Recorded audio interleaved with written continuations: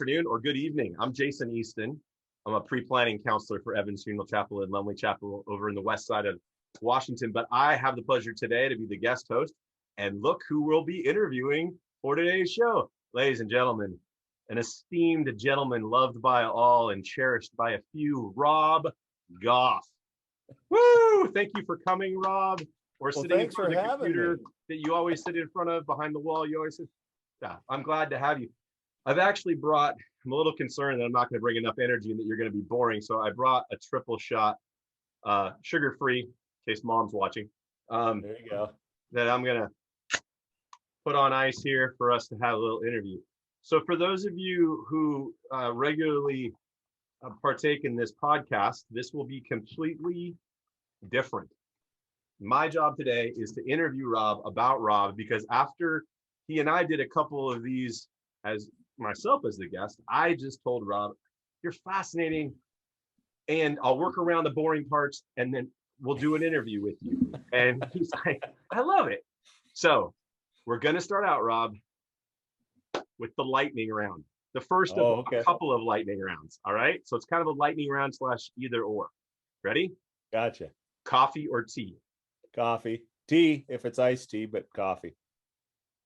Already doing a great job. Already breaking the rules right out of the gate. First question. Okay, so let me tell you. I don't want to hear a story. No, you got to. It's a pot to a pot and a half of coffee, followed by at least a gallon of iced tea every day. Wow. There's your answer. You might want to be careful about how you phrase that sentence. You do live in a state where that stuff's legal. So, well, anyway, there you go.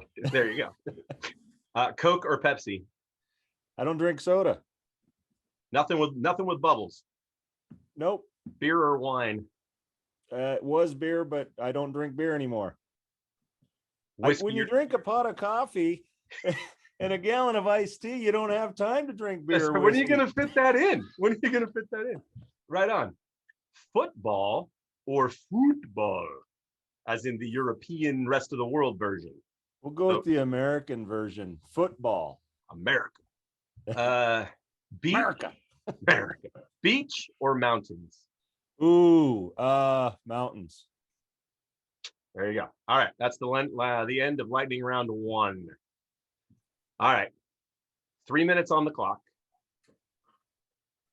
I wanted to use my best Richard Dawson or Steve Harvey voice today, but I couldn't get them dialed in from. For those of you kids out there who've never seen TV or commercials, that's called Family Feud. It's a game show. Not a game you play for Twitch. It's actually a game show. All right. Don't forget the guy from Home Improvement. He was there. That's right. He was there. Richard something. Yeah, Barnes or something. It turns out, I guess Wilson grew up in this area. I found out. Why are we doing random trivia about Tool Time or something? How would you know that if you only saw the top half of them? How would you recognize I asked him after the show because we were on a call and all I could see was the top half of one of the people in the Zoom call. And I was giving him crap later, and he's like, "Did you know that guy's actually from Mount Vernon?" And I'm like, "No." And why do I want to know that? All right, here we go. 3 minutes on the clock. I want to know about you, but I don't want to know anything about your career or any job you ever had. I want you to tell me about you and your life for 3 minutes with nothing to do with your career. Go. I have been married. This will be my 20th year coming up this September. We have 4 kids, my wife and I. Now, this is fun. Check this out. We have 2 18-year-olds, a boy and a girl, both in college, one at Whitworth, one at Spokane Community. We'll be passing. When do we start the GoFundMe for you for college funds? You're going to need it. Trust me on this one. You're going to need it. Yeah, definitely. So 2 in college. I have 2 more kids that are both 14. So a second set of twins. They are both girls. So we had between my wife and girls, we had 4 females to myself and my son in the house. That was exciting. They're in 8th grade. My wife actually just got accepted this week to the Master of Social Work program at Easton. So now we're going to have 3 people in college at the same time. So therefore, yes, GoFundMe is more than welcome. Bobgoff.com, college donation. Yeah. I hear you, man. After having raised 3 children and now I have 4 granddaughters, I tell parents all the time, save money for counseling because it's harder for them to borrow money for counseling. Let them borrow money for college.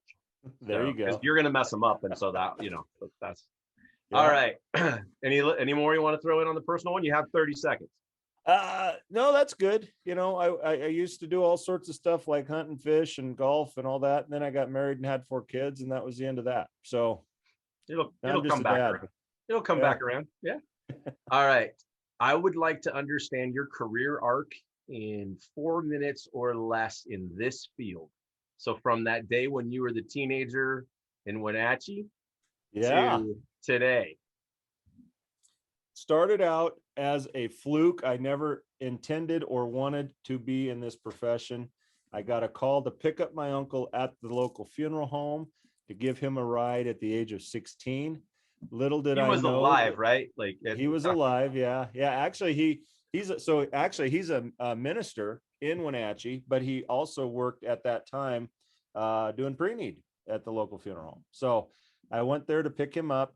Little did I know that on my drive there, he was telling the director, the manager, I wanted a job. So when I went out there, it was straight into a job interview at 16. So you know how that was. I had my sunglasses on and my long hair, like to see that picture. shorts.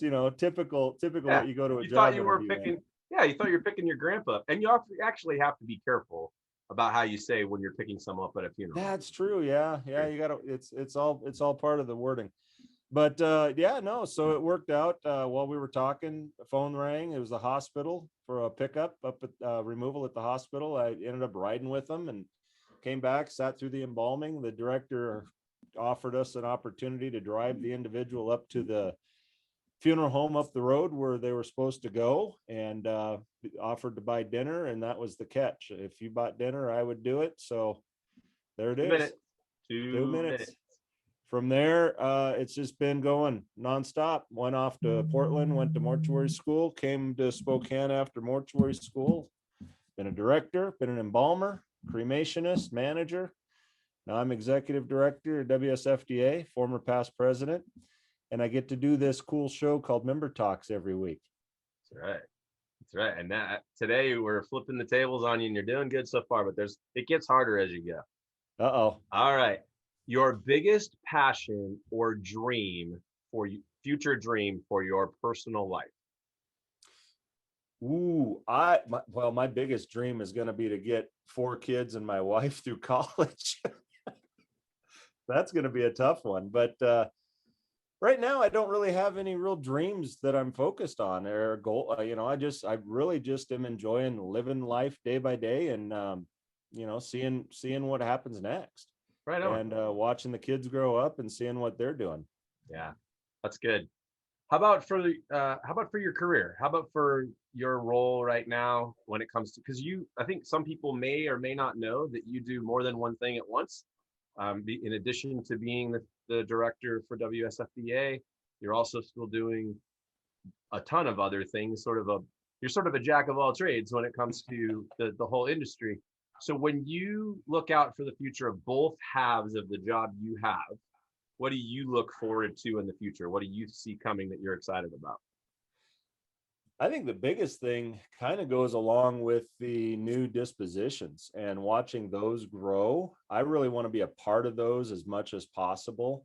The alkaline hydrolysis, the natural organic reduction. I love the idea of both. I love the idea of burial and cremation, but you're right. I do have another job, and I own an agency called Dignified Assurance Planning. It's a pre-need agency, and I've been blessed to continue that growth of that agency with different funeral homes. At first, it was just 1 or 2 funeral homes here in Eastern Washington, but it's grown to connections with funeral homes all over the state of Washington and throughout northern Idaho.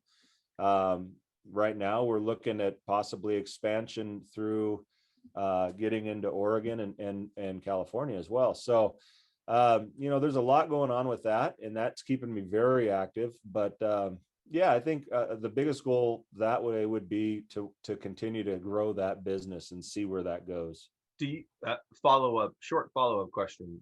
Is that a one-man show, or do you have other folks that work with you? Right now, it's a one-man show. Gotcha. It's me, and it does all sorts of stuff. It keeps me running it keeps me on the roadways pretty much every day.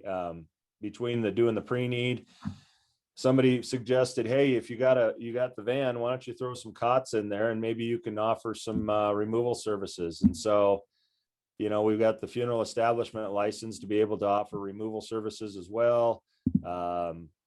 Goodness, we trade work, embalming, service help. I've been getting into webcasting lately and been doing a number of webcasts with funeral homes around where like tomorrow I'm going up into another town and we're going to do a webcast of a funeral that's going to broadcast across the world so that they can participate, those that can't come to it. So it's got a lot of stuff going on. I love that, by the way. That development, I mean, that technology was obviously out there pre-pandemic, but seeing it really take hold and help families, it's I think that's really awesome. All right, we're gonna play a little game. It's called the 3-word game, and I completely made it up, so it probably could fail just based on this. Great. Here's the plan. I'm gonna name a person in your life. You're going to give me 3 words they would use to describe you off the top of your head. To describe me? Yes. Okay. 3 words to describe you from whoever I name. Are you ready? Yeah. And you need to give us their first name too, because I'm only going to call them by what I don't know is just their role. Okay. So here we go. Wife. Maria is her first name. 3 words. 3 words to describe me. Bald. No, I guess that's a given. That goes for everybody. It's true. Loyal. She said this to me one time. Loyal, funny, and I forget what the third one was. Let's say funny again. Good. All right. Your oldest 18-year-old. My oldest 18-year-old. Well, that's tough because they're only a minute apart. So the oldest, yes, is my son, and he would say teacher, friend, and disciplinarian. I like that combination. And what's his name? Ashton. Sweet. Shout out to Ashton. Now that I've mentioned your name twice, you really need to watch this. Yeah, well, yeah. Yeah. Totally. I don't think he's watched any of them yet. We gotta get him on board. Yeah, you tell him I called him out on live podcast, which is not live at all. All right. let's go with the second 18-year-old, the one who came a minute later. Okay. Her name is Georgia. She's named after her grandfather, George. And that's my wife's husband, or my wife's father. One of those. This game's going to take a real interesting turn. This just got weird.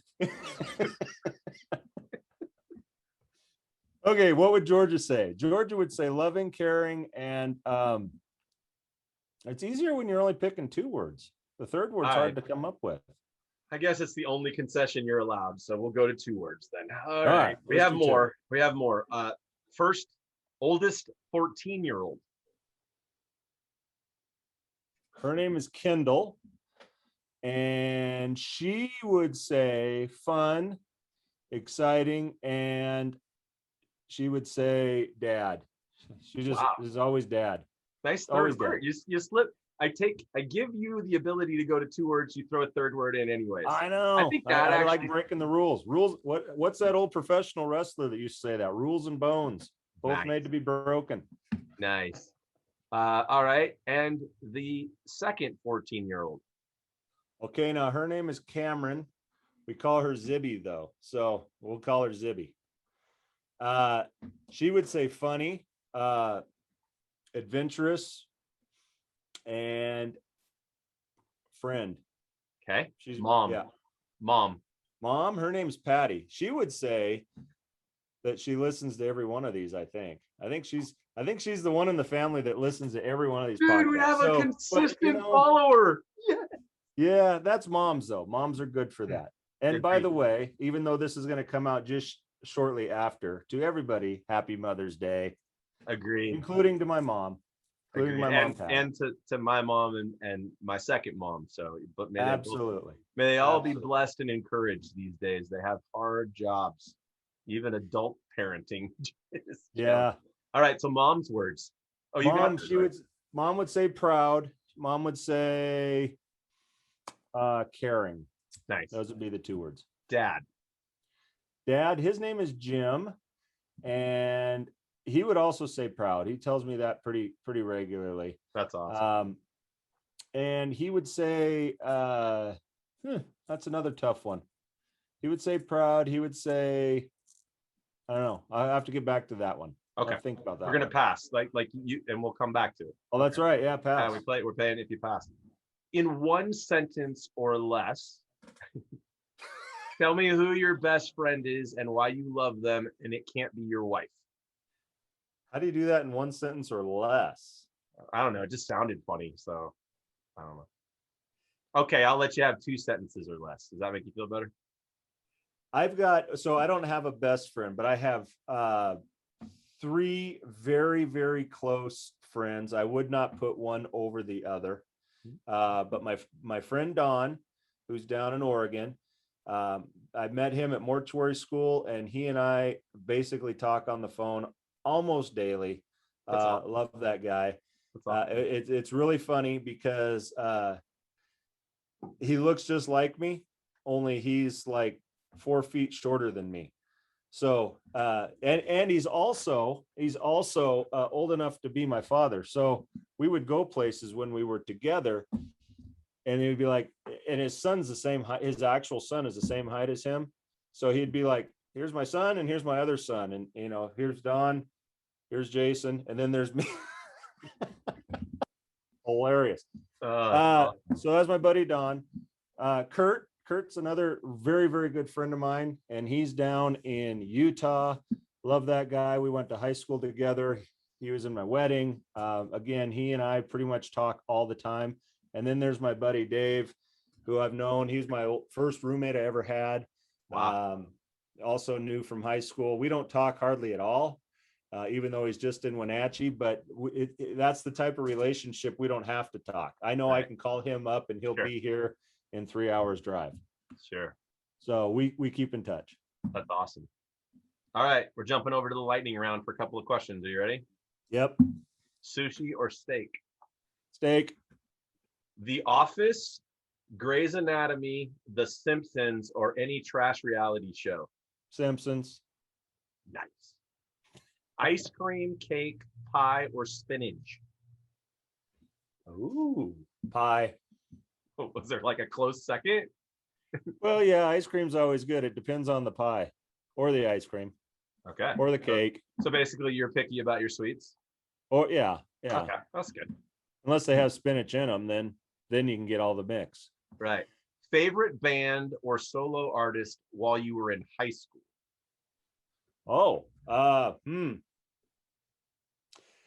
There's a group that doesn't exist anymore called Black Happy. Love those guys. They were like maybe 5 years older than I was. Loved them. They were huge on the college scene. Cool. They actually came back, did a couple of reunion shows, and I just went and saw them a couple of years ago with my wife. It was awesome. Oh, that's cool. That's cool. Okay, so we're going to split this into 2 pieces. So I want to talk about mentors. So the most impactful mentor in your career is somebody also in the field to whatever degree.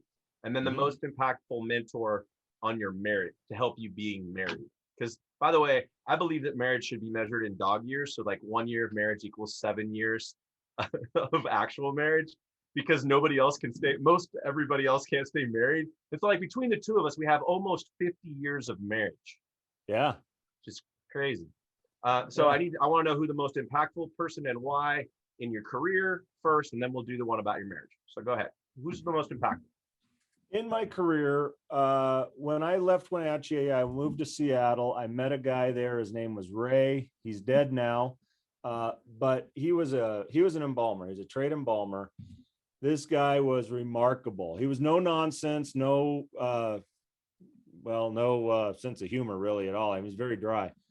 But this guy was as smart as can be, and he really kind of took me under his wing and said, "Yeah, you can embalm, but let me show you how to really embalm." And he showed me tips and tricks and things that I use today that would have never thought of using, would have never tried. Great guy.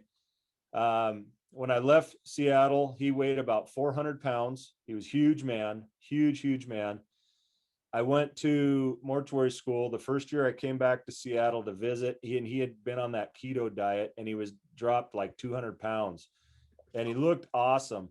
And then he held, he was like all skin though. It was amazing. Wow. But I he didn't. told me he was a Shar-Pei. That's what he called himself. Yeah, I didn't see that part coming. That's a solid play right there. Stun the. He was a great guy. He That's was a great cool. guy. So I'm going to add a second piece to that question. Who was the most impactful mentor on you about how to treat families, how to treat people who are in grief? I can't really pin that on one person. I've worked with some great funeral directors throughout my career. I've worked with and even some that I've just been next to and never really worked with, but have watched them and seen what they do and heard their stories. And that's the thing with this career, is there's so many wonderful people that are out there that are doing this profession. It's not a job. They're doing this profession. They're doing this calling. And I really can't pin that on one person and say, this is the person. I could give you probably 15 to 20 different names of people that have influenced me. But, I just, there's so many of them out there. I'd hate to even start because I know I would forget, some.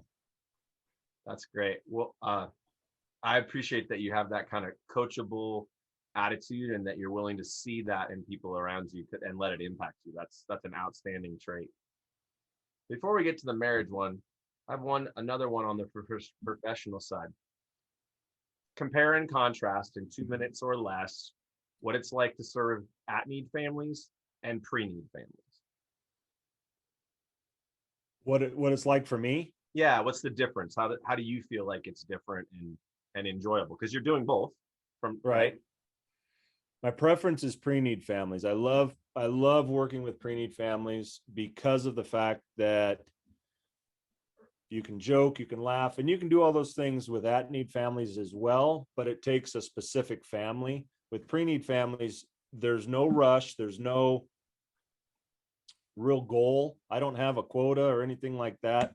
It's just, I want to work with you, I want to serve, I want to help. So here's the options, you pick, and let's have a great time doing it. Awesome. I kind of take the same approach with at-need families as well, to a point. I mean, like I say, you have to kind of got to read the room, right? You got to read the room. You got to edge into what I say about that stuff, even with pre-need, is because I had an imminent on the phone today that I was helping, and you got to edge into that pool. And I let her make the first sort of funny joke about her cancer, and then I found places where I go, oh, I'm glad we can inject some humor. So I used that line about I have a line about signing cremation authorizations and while you're alive. And I'm like, but we have a standing promise for over 50 years. We have never cremated anyone before they've passed away. And the fourth generation of this family funeral home has come on staff and reassured me that we are going to continue that tradition going forward. That's right. And then you pause, especially on the phone, you got to pause. And now without a mask, with a mask on, you got to pause too, because they can't see your face. And then you usually get a laugh 95% of the time, and then the other 5% of the time is super awkward. So super. They're looking at you like, what? Those are the people who have been on the internet looking up really crazy, weird, probably half of them made up stories about crematories. Oh yeah. Get those folks. All right. What's the strangest question you ever got asked while in this profession? Do you have any more of my husband's cremated remains? That would have been after you gave her her husband's remains? That would have been about 4 hours after I gave her the cremated remains. She was taking her husband. God bless this lady. I love her. She's just a sweet lady. She was taking her husband to scatter in Puget Sound. Mm-hmm. And she was going up and over the pass, and middle of winter, spun out, ended up in the ditch. And she sat there and sat there and sat there, and no one would help her out. The more she tried to get out of the ditch, the more stuck she got. Sure. And so finally she got out. She came to the funeral home, and that was her question: do you have any more of his cremated remains? And then she told me the story of why she doesn't have them anymore. And it turns out that she used the cremated remains to put onto the snow as traction to get out of the ditch. Hold on. Time out. I've only got one shot of this triple shot in me. I'm just gonna take a little. Just hold on. Hang on. You got your coffee there? I'm drinking a water right now. You should mix in a water once in a while between all the other stuff you do. Oh, hold on. This is a great story. This is great. Yeah, no. Oh, we're back, folks. Thanks for staying with us through the commercial. Rob's going to finish the story about the cremated remains that helped. That helped her may have husband. May have helped the young lady get out of a ditch in the. Well, it did. She managed to actually get out of the ditch. I think, and of course, worse that it worked. It's actually worse that it worked. The hardest part of it was, as she's telling me this, the hardest part was for me, being me, not to sit and laugh. I was like, you mean like what we're doing? And we laugh about it now, and she laughs about it now, so it's okay. Oh, that's good. Yeah. No, I'm still familiar with her, and she's okay with the story. We've shared it a number of times, but yeah, no. So and you gotta go back. I was like 18 at the time, so it was really difficult for me not to just bust up laughing. Totally. The only thing I could think of was to tell her was, no, we don't. Unfortunately, we gave you all of the cremated remains. But I guess, if you're looking for the silver lining, when the snow melts, it all melts down to the Puget Sound anyway. So eventually it'll get there. That's a solid on the spot response. I love that. That's and accurate. I mean, geographically, like geology wise, it's all good. Wow. Yeah, no, she's actually somebody that I still know, and like I said, we laugh about it. If we didn't, I wouldn't have shared it. But it is one of my favorites. That's how I met her and got to know her. Well, I can tell you what, it's making my top 15. As I mentioned earlier, I have a top 10 that rolls through my head, and I had a couple in the last 10 days take not one, not two, not three, but 4 spots in the top 10. And Rob heard them, and I'm curious if he concurs. Those are high. Those would be very high on my list. Yes. All right. We'll save that for another episode. Okay. So last night on Facebook, you pulled a very millennial kind of move.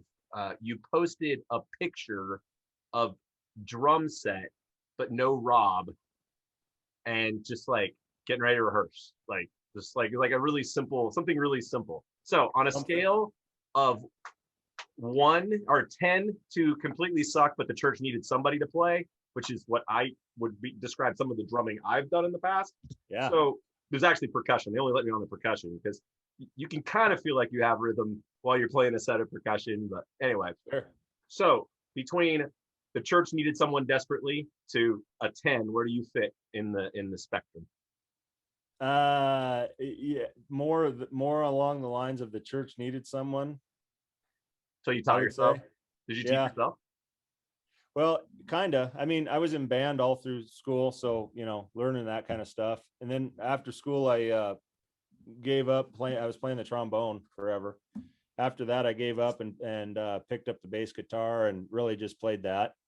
But I always tinkered with playing the drums and stuff. So cool. It was one of those things. We started going to a new church a couple of years ago, and we knew somebody that was on the worship team. And I had actually just asked the question one time, what are you guys playing up there? Is that sheet music or is that chord charts? And that question ended up going direct to the music.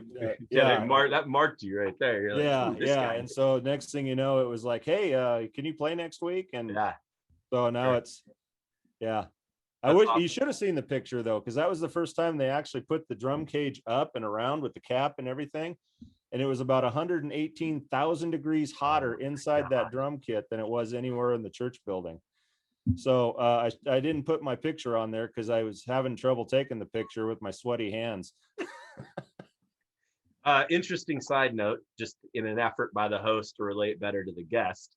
I played a saxophone for a number of months, but left band at 6th grade because the band teacher was throwing erasers at me because I was doing so poor. This is back when teachers could get away with that stuff. Yeah. So I had erasers shot at me a couple of times. So I ended up leaving the band. I was in choir for a couple of years till I got kicked out for talking too much. Now I know you find all of those hard to believe, particularly that second one. But now I'm not kidding. They're like, we're not going to have you back. It's like in high school. Like, how did you get kicked out of a class before you even were in the class? I Yeah, no figured out a way to kidding. do it. That's All right. it. What is your favorite thing about COVID-19? Oh, before I said it, with respect to all those who have lost their lives and all the challenges that have happened, including, I have a relative who spent 5 days in ICU. So we're doing this in a respectful way, but I want to honor them. But I really do believe this is an important question.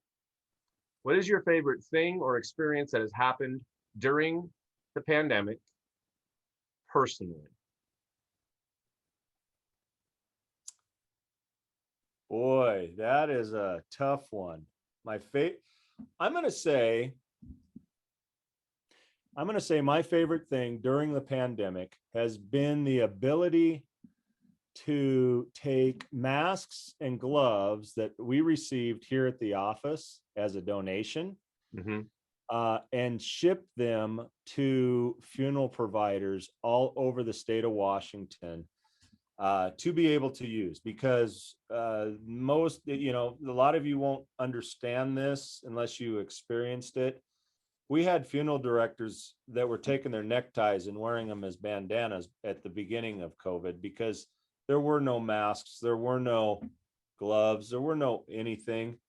Washington being the first real hot zone, whatever you call it. Yeah.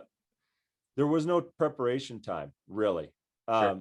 We heard, okay, there's this thing called COVID in Italy, and all of a sudden, boom, it's here in Washington, like 3 hours later. And now all of a sudden you can't get personal protective equipment. So working with the Department of Health and the SCOC was exciting, but the biggest thrill for that for me was when we had some partners of ours, National Funeral Directors Association and LifeNet Health, step up and say, we've got some stuff for you. We're getting it to you. I actually had, NFDA shipped it because they're back east, but LifeNet Health sent one of their people directly to the office. And I got to meet them, right here in the office and give those to us. And then we could ship them out to everybody. And for me, that was the biggest part of COVID that was, I guess, my favorite part, if you could say that. On a professional front. So, and I can witness the fact that you and I have been in a number of conversations and meetings where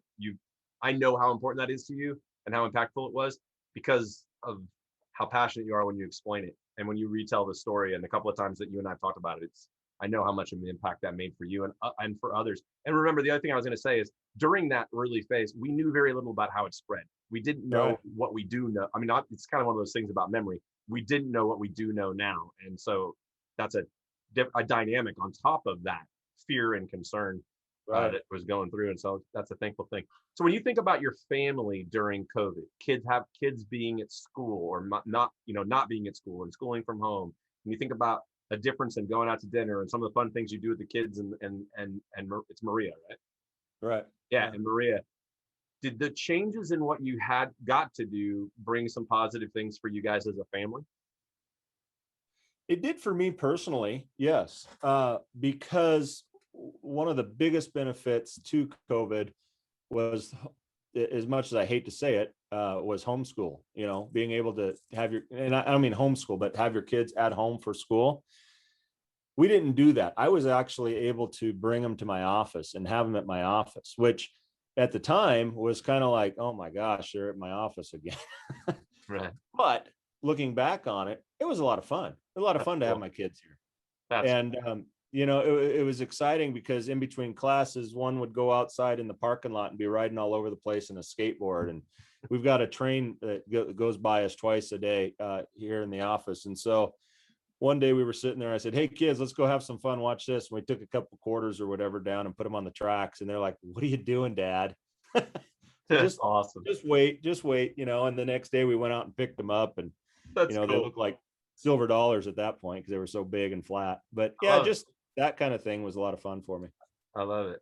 All right, so we're gonna flip it. Let's flip the script here for a second. Okay. We'll start professionally. What's been the biggest challenge, or the thing that you are that has been the least enjoyable and difficult during the pandemic as professionally? One quick answer about both jobs. I think the hardest part has really been the lack of understanding of how to make change, I guess is the best way to say it. How to be the change maker. A lot of thoughts of, well, you're the executive director, so pick up the phone and call the governor and tell him how it's going to be. And it doesn't work that way. So that's been a real struggle, because we've had a lot of people that are just like, they want to put it on somebody's shoulders, and I'm the one that answers the phone. Right. And I get that they're frustrated. Sure. So, with what we've announced with the government engagement, hopefully that'll, we can start educating some folks on that. Excellent. And what would you say was the biggest challenge or the least enjoyable about this period of time with COVID personally, with the family? Cooking. Personally. Cooking. You don't like cooking? No, cooking. We never have time. We got so much stuff going on with 4 kids and everything, cooking. So we end up eating out a lot, which is very difficult when you can't eat out. We had a lot of peanut butter and jelly and mac and cheese and nice. But mixed yeah, in, no, it's mixed in a little top ramen. No, yeah, on some days when we really wanted to spice things up. Nice. Top All right, we're going to go to a lightning round to measure how old you are, but you have an advantage because you have 4 teenagers. Yeah. Are you ready? Yeah. What is your favorite cryptocurrency? I don't even really know what cryptocurrency is. I've been trying to figure that out. Dude, I just came out of the gate with an old guy answer to an old guy question. Yes. I see it all the time and I'm like, what is it? It's fun.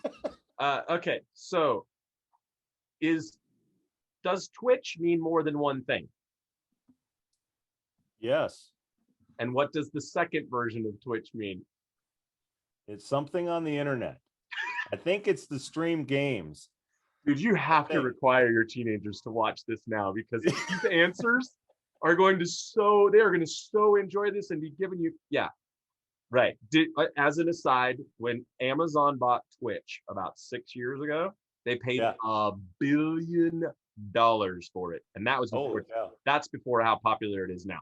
Yes, Twitch, just so you know, cryptocurrency is basically, at its basis, cryptocurrency is computer generated things you own that don't actually exist on paper, that other people believe is worth something, and then as they believe it's worth more, yours is worth more. Which some people say that's kind of like a dollar bill since they got rid of the gold standard. But I don't want to overcomplicate things. Twitch is an app and a place where you can go to watch my son-in-law play his favorite game, Apex something, and some people who are so good at playing get paid to play on Twitch because people subscribe and or they have tip jars. So instead of tipping your waitress for extra ketchup, you're tipping some guy named John in his mom's basement in Texas because he got an extra good kill shot in during the game. Yeah. And by the way, every one of the millennials in my life right now, my son-in-law, who's better than what I prayed for, my daughters, who I love dearly, and my wannabe son-in-law, he's pretty cool. They are all investing right now, but I don't really call it investing. They're all playing the cryptocurrency game. Wait a second. All right. You mean to tell me that they're watching other people play the game and then giving them money? Yeah, you went back to the second topic. Yeah, to Twitch. Yes. Yeah. And I actually joined Twitch because my son-in-law needed 50 people to get to some certain level where he could write about his anxiety, which is why, and his overcoming anxiety, which is why Sebastian plays the game with other people like that he doesn't know, so that he can get more comfortable and grow in his ability to not be anxious when he's with people. He's an amazing young man who is constantly wanting to be better. So he said, Dad, I got to get to 50 so I can write my story about why I'm doing this and hope it'll help other people while I'm getting better. Like, yeah, I want to be like you when I grow up. All right, so there you go. That was good. Yeah. Did you drink soda in high school? Did I drink soda in high school? Yes. Coke or New Coke? Both. Nice. I did. Okay. I drank both because they got rid of it. And then it came out with new Coke and it was terrible. I know. I know. I Then remember. they said they went back to the old Coke, which wasn't the real Coke. Right. And now they've got new Coke, which is more like the original Coke. Yeah. All right. We're gonna do a couple more questions, and then we're gonna land the ship. Okay. Here we go. So MTV or CNN, when they were both they both came on close to each other, and they were both 24 hours a day. Which one?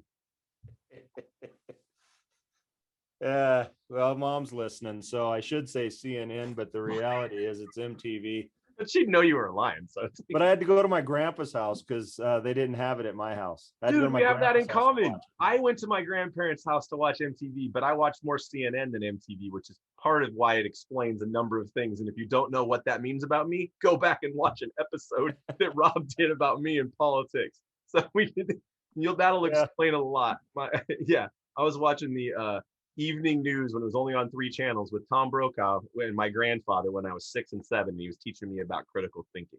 So there you go. Some people might call that abusive, but I called it amazingly dramatically impactful. All right, next question. Who have you lost in your life that you miss the most? I'm going to say my father.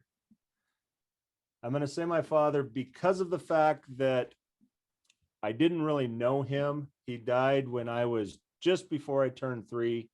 I only have very brief, faint memories, and of course, stories from other people. But I would say him. I've lost a lot of family members, and I miss every one of them for sure.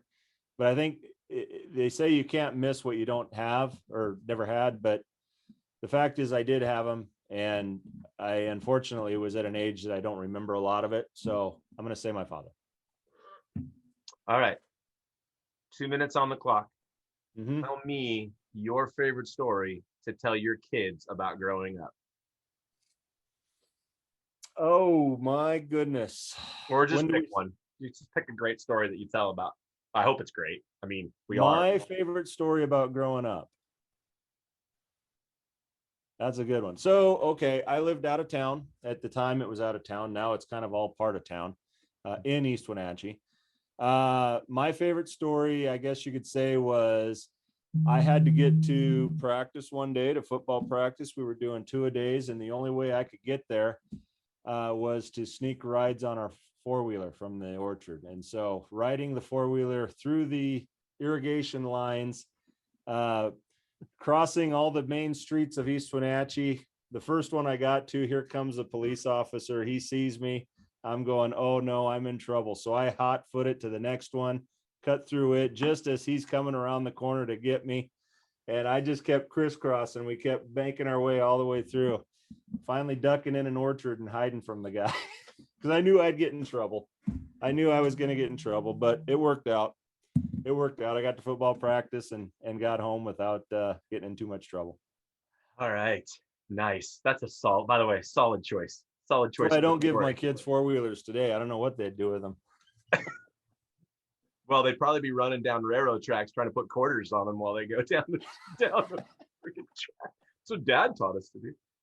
Anyway, I'm glad you waited till the train wasn't nearby. I appreciate that kind of safety. I did wait. I at least waited till I heard the whistle and said, hurry up, let's run down there. It's like such an old timey. I want to see the video in like some sort of brown, yellowish old video color. I think that would be or whatever it said. However. All right, so I get to land this, and I get to land it any way I want because Rob was crazy enough to let me actually do this interview. So I want to close with this. There are a few people in my life over the last year and a half who I've met who have been anywhere near as impactful as Rob has been. And so I want you all to understand why. We met once in person pre-pandemic. To this day, it is the only time we have met in person. And we were at a regional meeting, and it was one that neither one of us will ever forget for multiple reasons. Lots of reasons. But since then, I've been able to take this 3 shots in the afternoon personality without the coffee, and my passion for helping the industry to somebody who barely knew me and who has just Rob's just you've consistently chosen to be supportive and encouraging.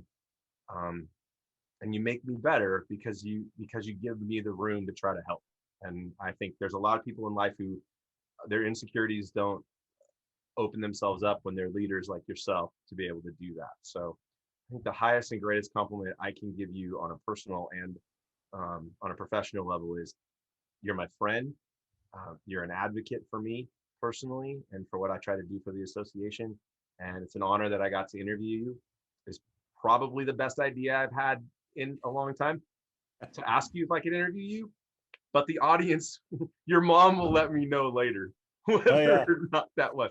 So again, happy Mother's Day to all the mothers out there. Happy Mother's Day to everyone who's lost their mom and misses them so much. I hope you can hold on to that great memory.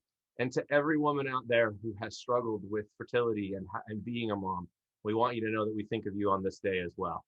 And our hearts go out to you. I'm extremely happy we got to do this, Rob. I'm sure the comment section will be filled with answers to some. If you'd like to take the quiz on the game that we played, the speed rounds, please put it in the comments. There you so go. With that, I will turn it back over to the actual host of this podcast, my friend, Rob Goff. Well, thank you. That actually was a lot of fun and frankly, kind of scary. When you said, I want to interview you, I had no idea where we were going to go with that, but it was a lot of fun. And I got to say that I am just super excited that our board has embraced this show. Yeah. This was something, it was really just a fluke that we began it. And I'll just give you a little brief background. It was, we had a YouTube page. We had a YouTube page with nothing on it other than a YouTube page. And so it was really just, why don't we come up with just a conversation piece and see where it goes and see what happens. And it's really kind of taken off. It's seen all over the world now. And it's exciting to me to look at analytics and see that people in Spain and Australia and England and you name the country, they're seeing and hearing what's happening here in Washington State. And it's all about something that I love. It's something about that I live for. And I know some people that aren't in the professional think that this is weird, but I truly do. I love funeral service. I've been at it over half of my life and have no plans on changing. I love being able to help people. And so I'm glad our board really embraced this and ran with it.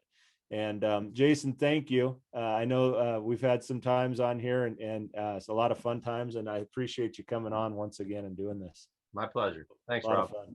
You bet. All right, everybody, we're going to call it a day. Keep watching, subscribe to you wherever it is you subscribe to, YouTube, Facebook, all those things. Not on We'll be Twitch on Twitch soon. We're going to be on Twitch soon. Currency, whatever you said it was. Look forward to your updates on cryptocurrency and Twitch in your inbox. For those of you who love getting emails, there you go. Yeah, you want to watch me play games? You can watch me. I'm a champion at Mario Bros. Oh, I want to know all the secrets to Mario Bros. And I'm not talking Super Mario Bros. No, man, not the super. Old school. No, old school. This was just when Mario and Luigi were mediocre bros. They were not super.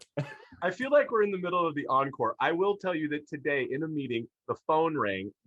One of the gentlemen, the husband and wife I was helping, his mom called. And I'm like, hey, and I always tell people, hey, if you need to take a call, just take a call. So he takes it, he puts it on speaker because he wants her to meet me. I'm like, okay. But she says, now she launches right into, now, honey, if there's a star in the corner, but there's an X in the bottom and another star in the other corner of the game, now what do I use to power up so I don't lose my life? They got her turned on to playing a game on her phone, so she's calling for a tutorial in the middle of this in the meeting. That's awesome.